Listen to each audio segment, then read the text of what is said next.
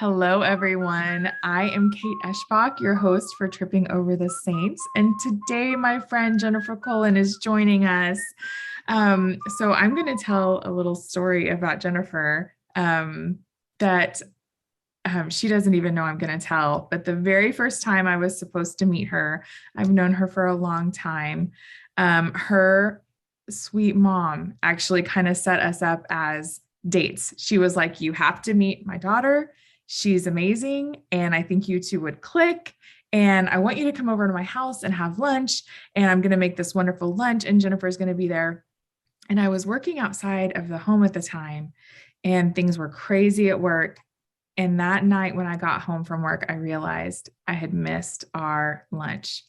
And I was so sad and so embarrassed and so just mortified that I had done that. So, this is my confession to the world that I messed up the first time I was supposed to meet Jennifer. But thankfully, she and her mom are two of the most gracious people I have ever met in my life.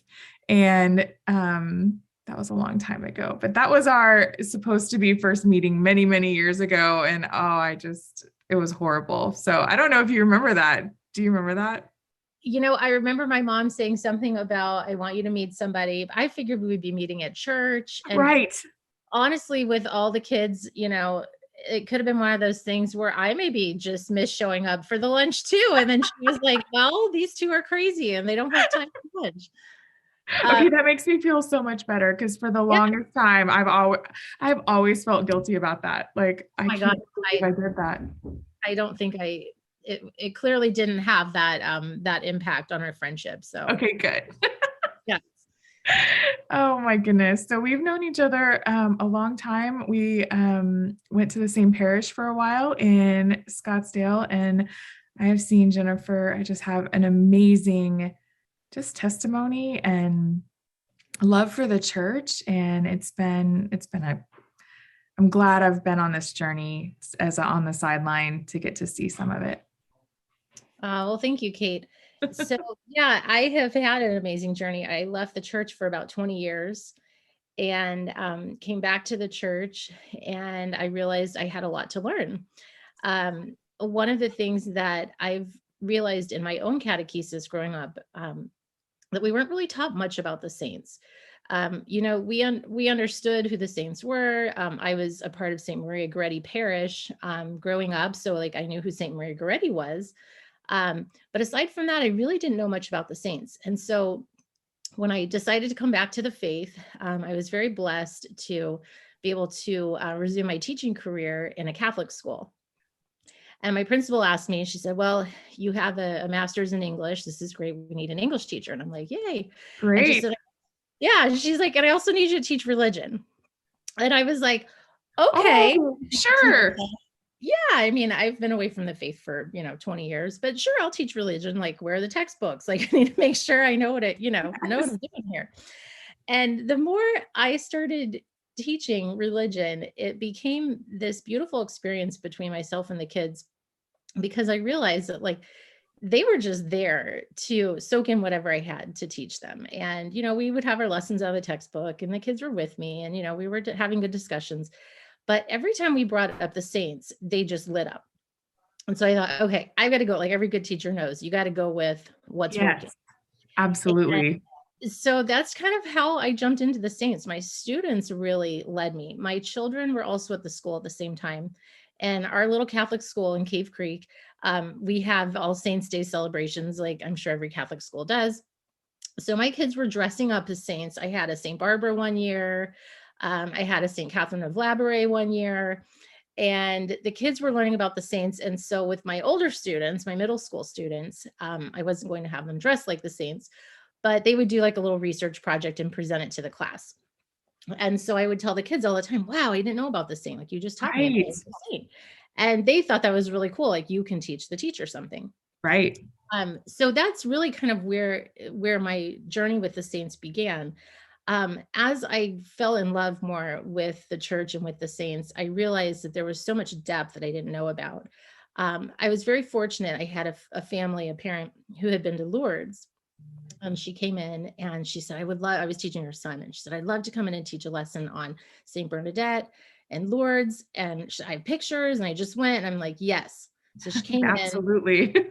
and did this whole lesson on Lourdes and Bernadette. And I said to myself, I am going to go there someday. At the time, I was a single mom. I did not have the means to travel, did not have the means really to do anything. But I said to myself, I am going to Lourdes someday. And when I was given the opportunity to go a couple of years later, I had one of those moments where I just fell to the ground. I'm standing in the grotto and I'm praying the rosary, and I'm standing right where Bernadette stood, all those times that Mary appeared to her. And my connection to the Blessed Mother and to Bernadette in that moment was so strong. I came home and I found out that one of my daughters, her birthday is on Bernadette's feast day. Oh, wow. And she struggles a lot with asthma. She's had a lot of challenges managing her asthma over the past few years. And if you know a little bit about Bernadette, she also struggled with asthma. In fact, her asthma was so debilitating to her that she wasn't able to cross the river that day with the kids. And so Mary appeared to her on the other side of the river because Bernadette couldn't cross. Oh, wow. So yeah, so Bernadette was the first saint that I really connected with, because I actually stood, like my feet were planted in the spot where Bernadette prayed the rosary with Mary. So that's a pretty strong connection. Okay, but the title of your podcast is Tripping Over the Saints. So to give you a little bit of where I'm going with this, I fell in love with Saint Faustina, and Yes. my Mercy Chaplet, right? And my mom, who you had mentioned before, has always had a devotion to the Divine Mercy Chaplet. She would go, I believe every Wednesday, they would pray the Divine Mercy Chaplet and they would have a mass. And I didn't realize that there was a saint associated with the Divine Mercy Chaplet. Okay. And so I'm just going about, this is Christmas a few years ago, planning a trip with my husband, and we were going to New York City. And we were going to St. Patrick's, and I had a coworker who was getting ready to have a heart surgery, very serious surgery. And she said to me, when you go to St. Patrick's, will you light a candle for me and find me a saint? She said, I got to have a saint to pray to. Wow. And I said, okay, done, deal. Like we've talked about, sometimes the saints find you, sometimes Ah, connects you to a saint, right?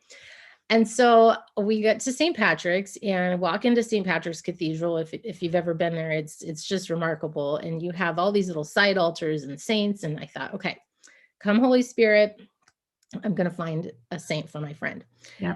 And so I wandered around, and I was really drawn to this particular little side altar, and it was St. Faustina.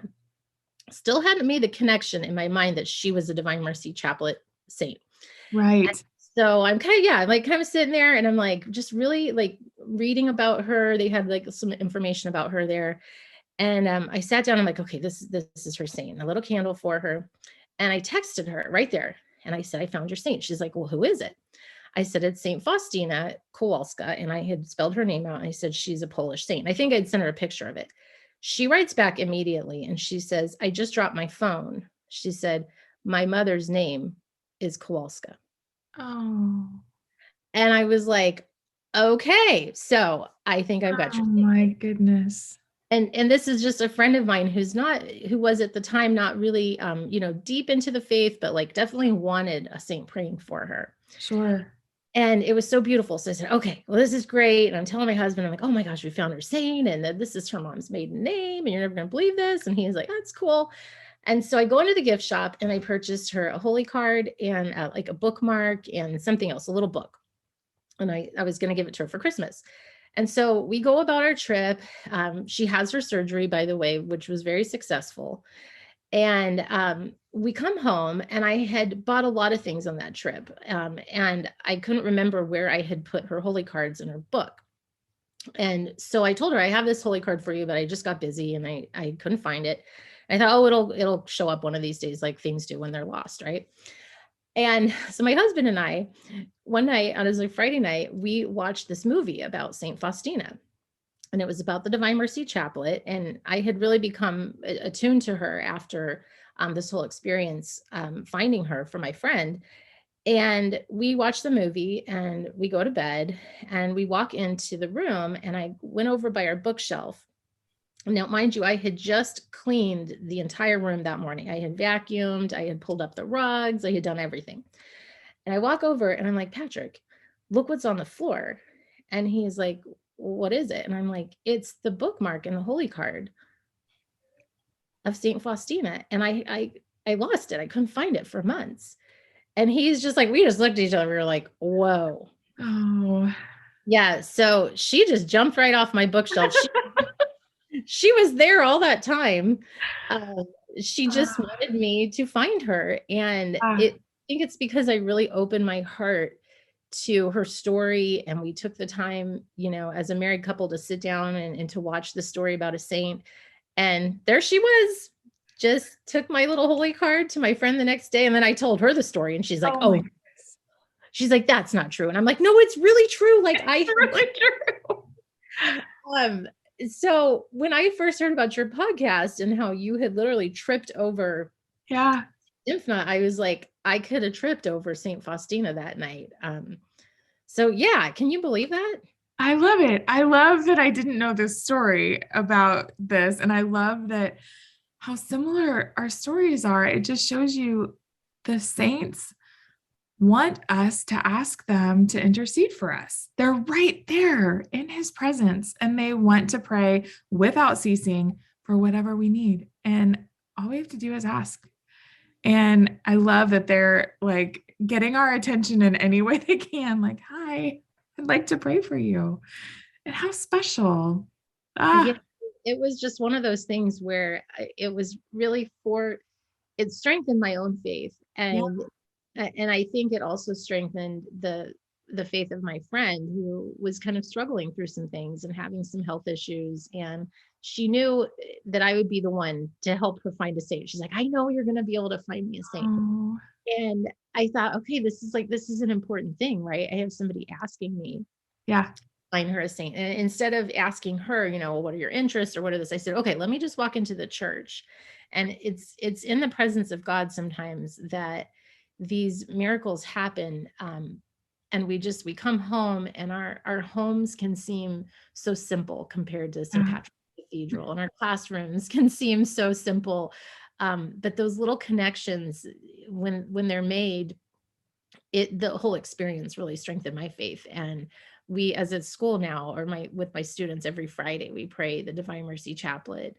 And I've really been able to bring that to my students because of this whole experience. If I hadn't tripped over her, if she hadn't just come and found me for my friend, I don't know if I would have ever, have experienced that connection to the Divine Mercy Chaplet, which has been such a beautiful thing all these years. It's amazing. I was a college convert. And so saints were not a part of the faith that I grew up in. And I truly feel like I have so much to learn and I have so much, um, just so much joy to find in so many people that I can ask to pray for me without ceasing. And it's just so exciting. And then when things like this happen, saints were really hard for me to just accept. And the faith that I grew up in, um, it just was, saints were not really accepted. Like they were, I mean, that's fine. There's a saint, there was a holy person, but I think the Catholic Church and its tradition and its understanding of the saints is so rich and so beautiful. And the more I learn about how they're just right there wanting to help us is just, it's certainly strengthened my faith and made me want to just learn about all of them. And I will have students who will come in of a different denomination, or they were raised in a different faith, and they will say that, and sometimes we get challenged as Catholics, you should be directing Sure. your prayers to Jesus, and we get criticized for praying to the Blessed Mother, and we get criticized at times for asking the saints to intercede for us. But I think that's just an issue of people not understanding what intercessory prayer is. So it kind of gives us an opportunity, I think. And, the saints are a really easy entry point for Catholics who might be just kind of like struggling a little bit. One of the things I was able to do at my school, which just bore so many fruits, my priest asked if I would help teach sacrament prep for parents. So like as their kids were receiving sacraments, the parents were required to take classes. I love that. And I said, sure. I said, do I have some flexibility in like what I teach, like the content? Like, do you have something in mind for me? Do you have like this program, or can I just like go at my own pace? And he was like, oh, just go at your own pace. You're a good teacher. I want you to make sure you talk a little bit about the sacraments. And I said, okay, great. So I came up with this class and called it Saints and Sacraments. And so I kind of tied a saint to each sacrament. So, when we hit confession, we talked about the great confessors, St. Padre Pio, St. John Vianney, how these saints had, the ability, some of these priests had the ability to, St. Padre Pio, he understood people's confessions. He would tell people, like, I think you left something out. Oh He my knew. goodness. He knew people so well, and he had that ability. And so I had the moms coming and dads coming that were required to, but then some of the parents of my students who weren't in sacrament prep were like, well, could we come to the saint class? And I'm like, well, sure. Because the saints are just an easy, approachable topic. And every week we studied a different saint going with a different sacrament. And then I've been actually doing this my third year. And I still have parents whose kids are finished with the sacraments, but they still come on Tuesday nights just because they want to learn about the saints.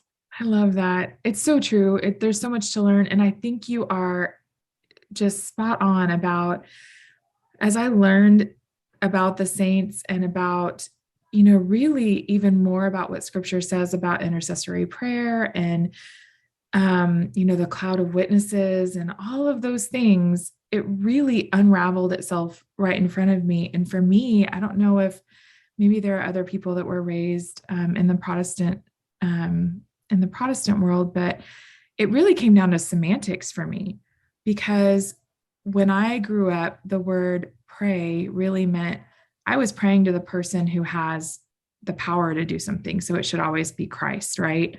Or our Father or the Holy Spirit. But really, pray, when it comes down to it, we're saying have a conversation with and ask for that intercessory prayer, or just really have a conversation, a listening and talking conversation.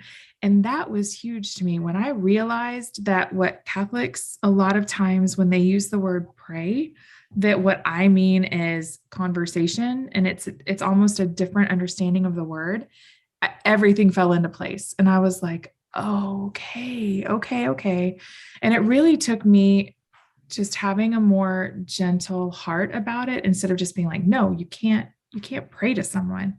Once I understood that, it was like, okay, so now what? Now that I realize we actually agree on this, now what? And so, and hearing how many beautiful saints there are and all their stories, I just love it. Yeah, I really feel like of all the things that I teach, teaching the saints is one of the most fruitful things, because the kids really remember that. They'll come back and they'll say, I remember you teaching us about, Saint Therese, Little Flower. And one of the things I love to do when I go on churches, I don't know if anybody else does this or if you do this, but I'm always so fascinated by the saints and their symbols. And so I'll say, okay, look, we just had 24 saint windows installed in our church, and I know who they are because, I've got the list of them, right? And the kids are like, I'm like, so without looking at the list, let's take a look at Oh, yes. windows, right? And so they'll say, oh, that's Therese because she's dressed in the Carmelite nun. They understand like what that is, what that looks like. She's dressed like a Carmelite nun and she's holding flowers. Yes. Okay. And then they'll say that's Elizabeth Ann Seton because she's holding like the little book because she's a Catholic school. She was, founded so many Catholic schools, and she's got like the little pioneer hat, they call it. And, so it's fun to just like walk into churches, and my husband and I will do this a lot. We're like, which saint is that? Just recently we were up in Jerome, Arizona. They have the cutest little Holy Family church. And we were like doing that thing, right? Looking on, there's Therese and we came upon a statue. We later found out it was Saint Rita, but we Oh, couldn't figure out who she was. And now it completely makes sense because I just studied her. Her feast day was last month. And she has like she's often depicted with the crown of thorns, and then she's kind of bleeding a little bit. because of, if you know a little bit about her story, she said that she had suffered, she wanted the wounds of Christ so she could feel his suffering. And so I took a picture of her and I put her up in a Catholic group on Facebook. And I said, who can tell me which saint this is? Because we couldn't figure it out. And sure enough, everybody's like, oh, it's, it's Saint Rita because of blah, blah, blah. And I thought, oh yeah, I should have known that. But I'm still learning. Like it's cool to be able to walk in and identify some saints. And then like, there's a little puzzle piece of like, well, which saint is this? So let's ask the internet. And usually you can figure it out. That's another thing I love about our Catholic faith is that there really is a saint for every situation, for every person that you can relate to. When I found Saint Dymphna, I mean, the fact that she represents mental health, and in our family, we were going through a massive journey of somebody that was really hurting with mental health, and that Saint Dymphna was right there saying, I want to pray for you, I want to walk this with you.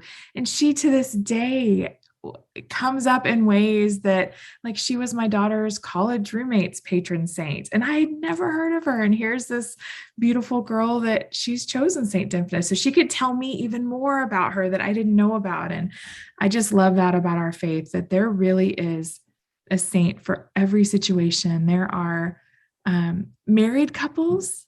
I love that we're saints parents. Yeah. Yes.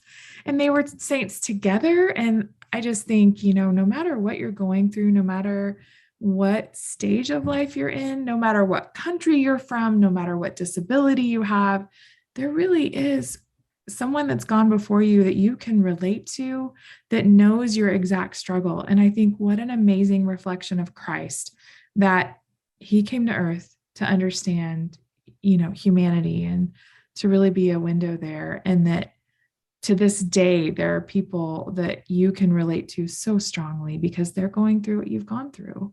Absolutely. And the thing we have to always keep in mind is, everyone in heaven is a saint. Yeah.